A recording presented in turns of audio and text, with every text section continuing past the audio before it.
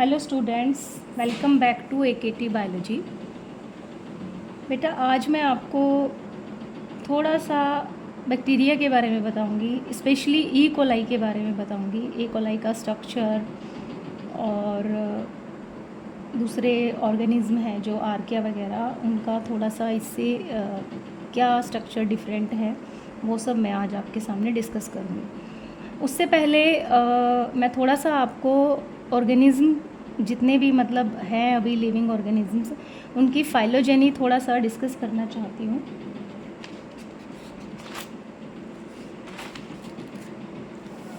Phylogeny of life. Phylogeny means evolutionary history of organisms and their relationship among them.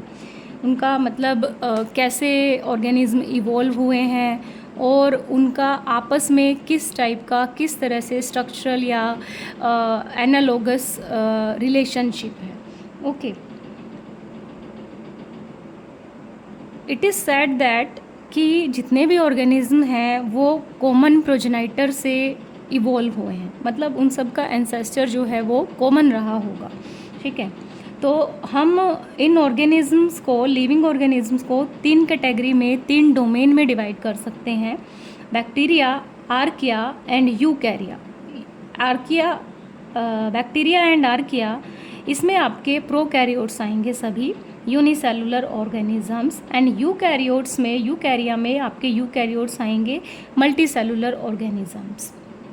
Okay, जो bacteria होते हैं बेटा वो आपको पता ही है, ये तो बेसिक है कि वो सॉइल में रहते हैं, वाटर सरफेस पे रहते हैं, और जो लिविंग ऑर्गेनिजम्स हैं या डेड हैं ऑर्गेनिजम्स, उनके टिश्यूज़ में रहते हैं। इसका जीता जाता एग्जाम्पल है ई कोलाई, जो ह्यूमन के इंटेस्टाइन में रहता है।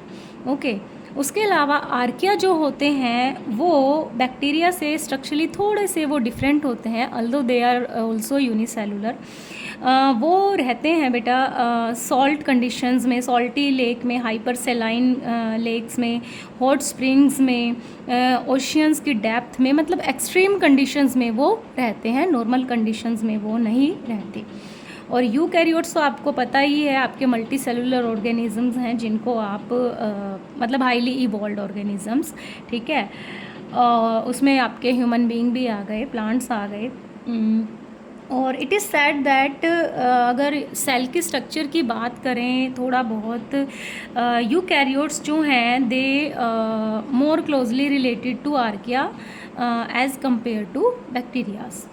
आर्किया और बैक्टीरिया जो हैं वो टू टाइप के एनवायरनमेंट में रहते हैं: aerobic habitat and anaerobic habitat. Aerobic obviously oxygen का यूज़ करते हैं जहाँ पे, और एनारोबिक जहाँ वो विदाउट ऑक्सीजन सर्वाइव करते हैं। तो हैबिटेट के according they can be aerobic bacteria और आर्किया, और अगर वो without oxygen they are surviving then उनको कहेंगे आप एनारोबिक बैक्टीरिया और आर्किया। ओके, तो अब हम क्लासिफिकेशन करेंगे सभी ऑर्गेनिजम्स का according to their energy source, carbon source वो जो यूटिलाइज करते हैं। ठीक है, मतलब कि किस टाइप की एनर्जी का वो यूज़ करते हैं सरवाइव करने के लिए, उस बेस पे हम ऑर्गेनिजम्स को क्लासीफाई करेंगे। सभी ऑर्गेनिज्म आ गए आपके इसमें, ऑल लिविंग ऑर्गेनिजम्स में आर्किया भी हैं, बैक्टीरिया भी हैं और यूकैरियोट्स भी हैं।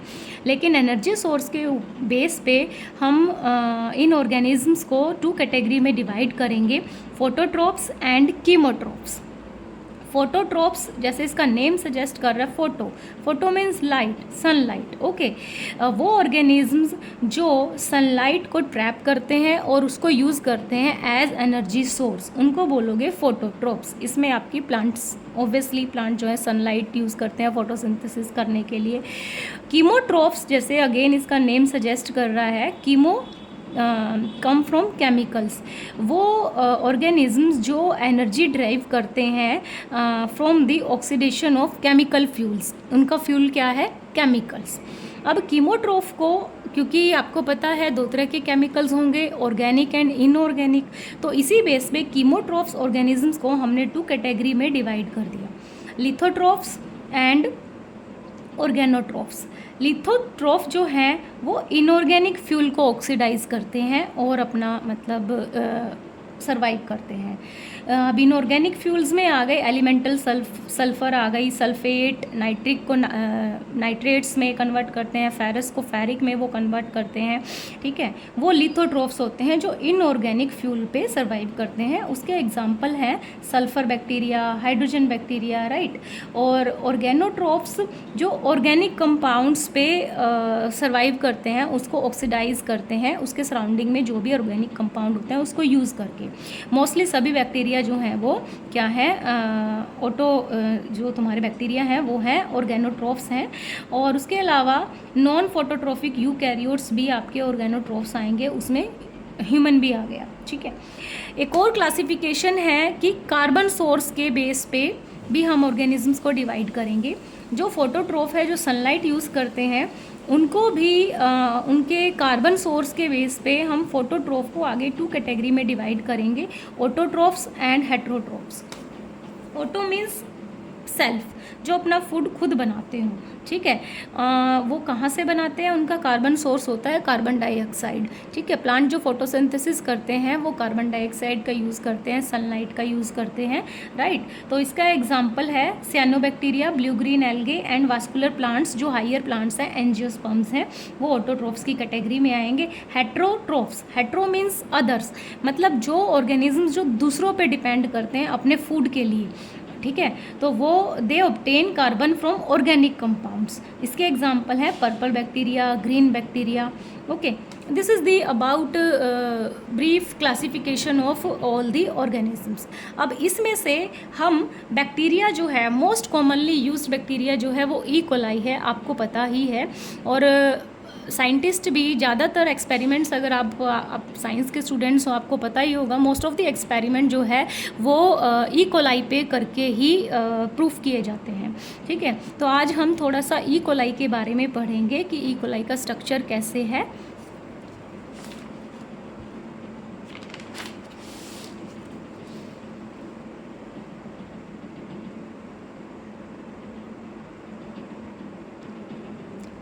Okay, E coli is the most studied bacteria. सबसे ज़्यादा ये स्टडी किया गया है बैक्टीरिया है। अगेन ये कहाँ रहता है, मैंने अभी अभी इसी वीडियो में आपको बताया है कि वाटर सरफेस पे, सॉइल में, ह्यूमन की इंटेस्टाइन में, और इवन लिविंग और डेड सभी ऑर्गेनिज्म के टिश्यूज़ में ये सर्वाइव करते हैं। ये यूनिसेलुलर होते हैं, प्रोकैरियोट्स की कैटेगरी में ये आते हैं, ठीक है।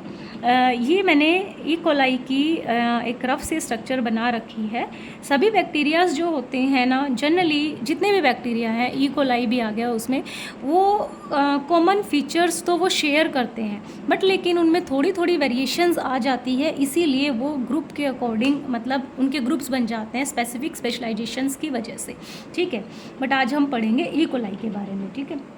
ई कोलाई जो है एक हार्मलेस बैक्टीरिया है, इससे हमें कोई नुकसान नहीं है, and it leaves in the human intestinal track, human के इंटेस्टाइन में ये रहता है। जनरली ई कोलाई की जो लेंथ है वो 2 माइक्रोमीटर है, और विड्थ जो है लगभग 1 माइक्रोमीटर से थोड़ी कम होती है, ठीक है। अब इसके जो स्ट्रक्चरल पार्ट्स हैं इसकी सेल के, उनको मैंने 5 कैटेगरी में डिवाइड किया है। सेल एनवेलप, न्यूक्लियोइड, पिलाई, फ्लैजिला एंड राइबोसोम्स। सबसे पहले मैं बात करूंगी सेल एनवेलप की। जो बैक्टीरिया का सेल एनवेलप है, यानी सेल की जो मेम्ब्रेन है, जो बाहर है, ये 3 पार्ट्स में आप डिवाइड करेंगे। आउटर मेम्ब्रेन, जिसको मैंने ब्लैक कलर से शो किया है, उसके बीच में मिडल वाली ग्रीन कलर की, it is a peptidoglycan layer, and जो इनर मोस्ट है रेड कलर की, वो इसकी इनर प्लाज्मा मेम्ब्रेन है, ठीक है। ये 3 लेयर हो गई, ठीक है।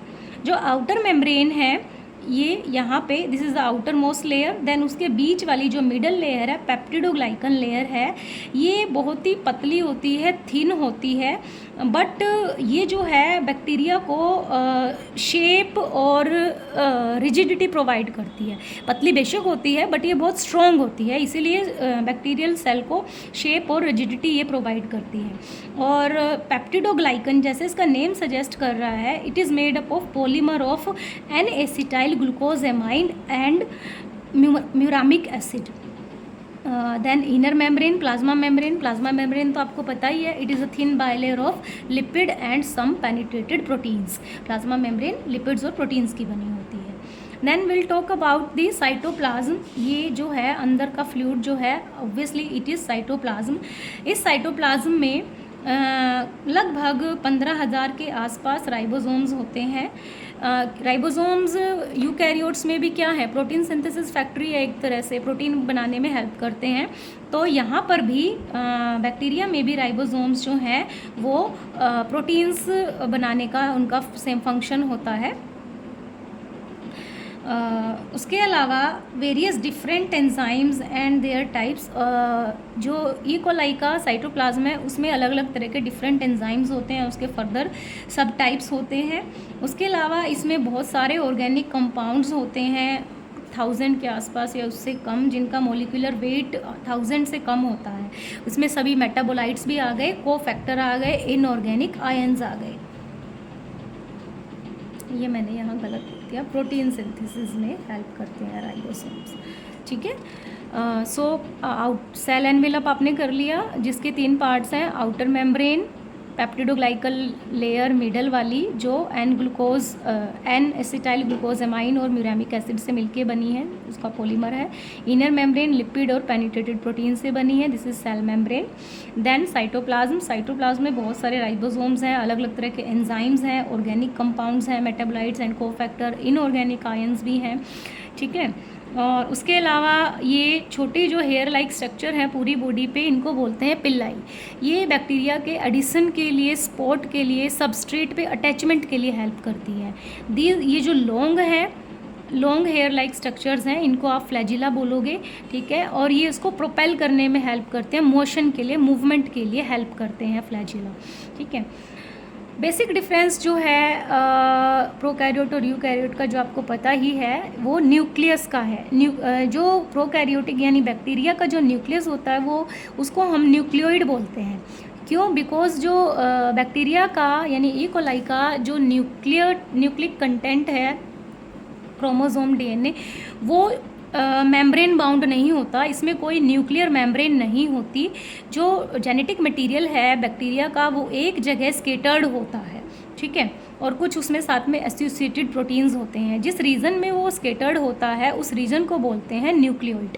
ये जो न्यूक्लियोइड है ई कोलाई का, इसका जो डीएनए जेनेटिक मटेरियल है सिंगल, सिंपल, ठीक है, और लॉन्ग होता है, लॉन्ग सर्कुलर डीएनए मॉलिक्यूल होता है। यहाँ पे ये स्केटर्ड होता है। This region is known as nucleoid region, जितने रीजन में इसका जेनेटिक मटेरियल फैला हुआ है। ठीक है। उसके बाद न्यूक्लियोइड के बारे में ही मैंने यहाँ लिखा है कि ये सिंगल होता है, इसमें डीएनए सर्कुलर होता है, सर्कुलर मॉलिक्यूल ऑफ डीएनए, और लॉन्ग होता है, इट्स अ क्रोमोसोमल डीएनए। ठीक है। सिंगल इसका मतलब ये नहीं है कि मतलब सिंगल स्टैंडर्ड नहीं, मतलब एक पूरा long circular molecule of DNA. उसके अलावा बैक्टीरियाज में जो है प्लाज्मिड होते हैं। प्लाज्मिड आपको पता ही होगा, प्लाज्मिड एक्स्ट्रा क्रोमोसोमल डीएनए होते हैं, सर्कुलर होते हैं, और क्रोमोसोमल डीएनए से इनकी लेंथ जो है स्मॉल होती है। अगर मैं मान लो यहाँ पे ड्रॉ करूँ तो कुछ इस तरह से क्रोमोसोमल डीएनए से अलग होते हैं ये प्लाज्मिड डीएनए। ठीक है। स्मॉल होते हैं, सर्कुलर होते हैं, और इनके पास वो कैपेसिटी होती है, दे कैन सेल्फ रेप्लिकेशन कर लेते हैं, because they have origin of replication. और इनके इन्हीं फीचर्स की वजह से इनको जेनेटिक इंजीनियरिंग टेक्निक्स में एज अ टूल यूज़ किया जाता है, वेक्टर की फॉर्म में यूज़ किया जाता है। रिकॉम्बिनेंट डीएनए बनाया जाता है इनसे, और फिर एलियन पीस ऑफ डीएनए जो है होस्ट में ट्रांसफ़र किया जाता है। ठीक है। और वैसे तो बैक्टीरियाज जो हैं वो एंटीबायोटिक्स के अगेंस्ट रेजिस्टेंस जीन कैरी नहीं करते, लेकिन जो कुछ प्लाज्मिड्स होते हैं बैक्टीरिया में, in nature they confer resistance to toxins and some antibiotics. और इन्हीं फीचर्स की वजह से प्लाज्मिड को जो है यूज़ किया जाता है जेनेटिक इंजीनियरिंग टेक्निक में, जहाँ पे इनका जो एंटीबायोटिक रेजिस्टेंस जीन है वो सिलेक्टेबल मार्कर के फॉर्म में यूज़ किया जाता है। अब थोड़ा सा मैं एक चीज़ बताऊंगी कि आर्किया, बैक्टीरिया, सियानोबैक्टीरिया, इन सब के सेल एनवेलप में क्या डिफरेंस है। Based upon differences in cell envelope structure some bacteria are, मतलब जो मैंने अभी आपको बताया था कि बैक्टीरिया की जो सेल मेम्ब्रेन है, ये सेल एनवेलप है पूरा, जो 3 लेयर से मिलके बना है, outer membrane, middle layer peptidoglycan and inner membrane. जो आर्किया है, सियानोबैक्टीरिया है, उनकी मेम्ब्रेन में ही डिफरेंसेस होते हैं बैक्टीरिया से। तो वो क्या डिफरेंसेस होते हैं, मेम्ब्रेन में डिफरेंस के बेस पे हम बैक्टीरिया को डिवाइड करेंगे, ग्राम positive bacteria, gram negative bacteria, सियानोबैक्टीरिया and archaea. Gram positive, ये जो ग्राम पॉजिटिव बैक्टीरिया रिटेन्स ग्राम स्टेन। ग्राम स्टेन एक तरह की डाई है, मतलब इसको, ये स्टेन है, इसको इंट्रोड्यूस किया था हंस क्रिश्चियन ग्राम ने 1882 में, ठीक है। इसीलिए उनके नाम पे इस स्ट्रेन का नाम रख दिया गया है। जो बैक्टीरिया इस स्ट्रेन से इसको रिटेन कर लेते हैं उनको ग्राम पॉजिटिव बैक्टीरिया बोलते हैं, ठीक है। और वो कैसे होते हैं बैक्टीरिया, उनकी आउटर मेम्ब्रेन नहीं होती और पेप्टिडोग्लाइकन लेयर होती है बहुत ही थिक, और इनर मेम्ब्रेन होती है प्लाज्मा मेम्ब्रेन। मतलब ग्राम पॉजिटिव बैक्टीरिया में no outer membrane, okay. Then gram negative bacteria, gram negative bacteria का एग्जाम्पल है ई कोलाई। नेगेटिव मतलब they do not retain gram stain, मतलब उससे वो स्टेन्ड नहीं होते। इसका एग्जाम्पल है ई कोलाई। उनमें आउटर मेम्ब्रेन भी होती है, पेप्टिडोग्लाइकन की लेयर भी होती है, और इनर जो है लिपिड प्रोटीन वाली मेम्ब्रेन भी होती है, तीनों लेयर होती है, वो ग्राम नेगेटिव बैक्टीरिया। सियानोबैक्टीरिया जो ब्लू ग्रीन एल्गे है, ये भी ग्राम नेगेटिव होते हैं, they do not retain gram stain, ठीक है। इनमें भी क्या है, आउटर मेम्ब्रेन नहीं होती, ठीक है। और पेप्टिडोग्लाइकन की जो लेयर है सियानोबैक्टीरिया में बहुत ही थोड़ी टफ होती है, हार्ड होती है। और जो इनर मेम्ब्रेन होती है सियानोबैक्टीरिया में, उसमें फोटोसिंथेटिक पिगमेंट्स होते हैं, ठीक है। और फोटोसिंथेटिक पिगमेंट होते हैं, तो इसीलिए ये जो सियानोबैक्टीरिया है वो ऑटोट्रोफ्स की कैटेगरी में आते हैं। ये अपना फूड खुद बनाते हैं और फोटोसिंथेसिस करते हैं, because they have light pigments, photosynthetic pigments. Next archaea है। आर्किया जो है उनमें आउटर मेम्ब्रेन नहीं होती है, और जो पेप्टिडोग्लाइकन की मिडल लेयर है वो भी स्यूडोग्लाइकन होती है, स्यूडोग्लाइकन की लेयर होती है। पेप्टिडोग्लाइकन से थोड़ा सा डिफरेंट है इसकी कॉम्पोजिशन स्यूडोग्लाइकन की। देन जो उसकी इनर मेम्ब्रेन होती है वो भी ई कोलाई की जो इनर मेम्ब्रेन है, प्लाज्मा मेम्ब्रेन है, उससे थोड़ी सी डिफरेंट होती है कॉम्पोजिशन में, ठीक है। आई होप आपको ये समझ में आया होगा कि सेल एनवेलप के बेस पे हम ऑर्गेनिज्म को कैसे क्लासीफाई करेंगे, gram positive, gram negative, सियानोबैक्टीरिया and archaea. Gram positive जो ग्राम स्टेन को रिटेन्स करते हैं, उनमें आउटर मेम्ब्रेन नहीं होती, पेप्टिडोग्लाइकन लेयर होती है और इनर मेम्ब्रेन होती है। ग्राम नेगेटिव ई कोलाई इसका एग्जाम्पल है। नेगेटिव इसलिए क्योंकि they do not retain gram stain. इसमें तीनों मेम्ब्रेन है, आउटर मेम्ब्रेन भी है, पेप्टिडोग्लाइकन की लेयर भी है, और इनर मेम्ब्रेन भी है जो लिपिड और प्रोटीन्स की बनी है, पूरा सेल एनवेलप है। और सियानोबैक्टीरिया इसमें अगेन नेगेटिव है, ये इसमें आउटर मेम्ब्रेन नहीं है, पेप्टिडोग्लाइकन की लेयर है वो टफ सी, और जो इनर मेम्ब्रेन है उसमें फोटोसिंथेटिक पिगमेंट्स है, जिस वजह से सियानोबैक्टीरिया जो है वो फोटोसिंथेसिस करके अपना फूड खुद बनाते हैं। आर्किया जो है उनमें आउटर मेम्ब्रेन नहीं होती, और जो बीच वाली मिडल वाली पेप्टिडोग्लाइकन लेयर है वो भी स्यूडोग्लाइकन है, means slightly different from the pure peptidoglycan layer composition में। एंड इनर मेम्ब्रेन भी, उसकी कॉम्पोजिशन भी डिफरेंट होती है नॉर्मल जो प्लाज्मा मेम्ब्रेन है उससे। एंड ग्राम स्टेन के बारे में मैंने आपको बता ही दिया, इसको इंट्रोड्यूस किया था हंस क्रिश्चियन ग्राम ने 1882 में। आई होप आपको इस वीडियो से, आई नो मैंने आज आपको बिल्कुल ही बेसिक ही बताए हैं जो हर स्टूडेंट को पता होते हैं, बट समटाइम ऐसा होता है कि हम बेसिक चीज़ों को रिमाइंड नहीं करते हैं और हायर लेवल पे चीज़ें बहुत ज़्यादा पढ़ लेते हैं। बट कभी कभी बेसिक चीज़ें भी पढ़ना हमारे लिए बहुत बेनिफिशियल होता है। तो आई होप आपको ये बेसिक सी इन्फॉर्मेशन अबाउट दी ऑर्गेनिजम्स का, उनका क्लासिफिकेशन, अबाउट ई कोलाई समझ में आया होगा और आपके लिए यूज़फुल होगा। तो अगर आपको फिर भी इस बेसिक्स इन बेसिक्स में भी कोई डाउट है तो आप मुझे कमेंट में डाल सकते हैं। उसके बाद मैं आपको थोड़ा कॉम्प्लेक्स टॉपिक कराने वाली हूँ। उसके लिए follow my channel so that we will connect more. Thank you so much.